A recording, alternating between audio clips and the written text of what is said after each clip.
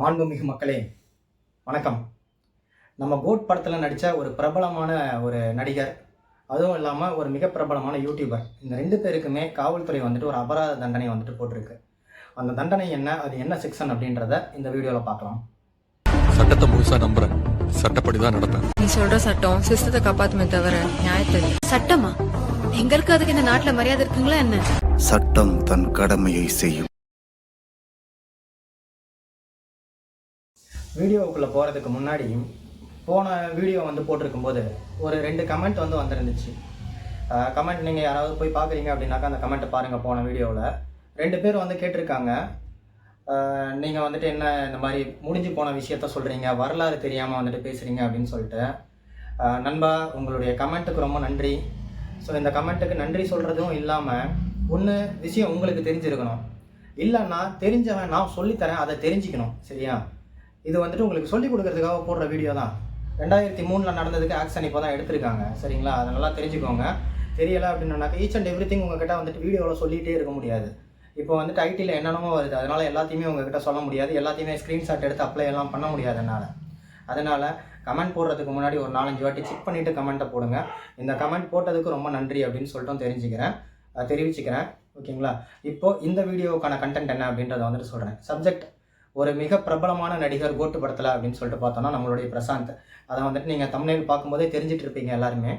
பிரசாந்த் அவருடைய படம் அந்தகன்னு சொல்லிட்டு ஒரு மூவி ரொம்ப காலமாக வந்துட்டு நடிச்சிட்டு இருந்தார். அது ரிலீஸ் ஆகிறதுக்கு தள்ளி போய் வர்ற ஆகஸ்ட் 9ஆம் தேதி அந்த மூவி வந்துட்டு ரிலீஸ் ஆக போகுது.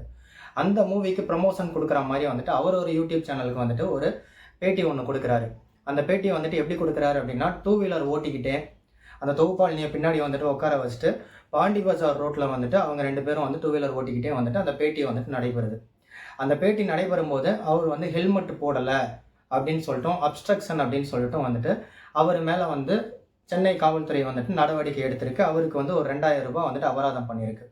இதில் மோட்டார் வெஹிக்கிள் ஆக்ட் 194B அப்படின்ற செக்ஷனுக்கு கீழேயும், அதுக்கப்புறமா அப்ஸ்ட்ரக்ஷன் வந்துட்டு மோட்டார் வெஹிக்கிள் ஆக்ட் 201 அதுக்கு கீழேயும் வந்துட்டு அவர் மேலே வந்து கேஸ் போட்டிருக்காங்க.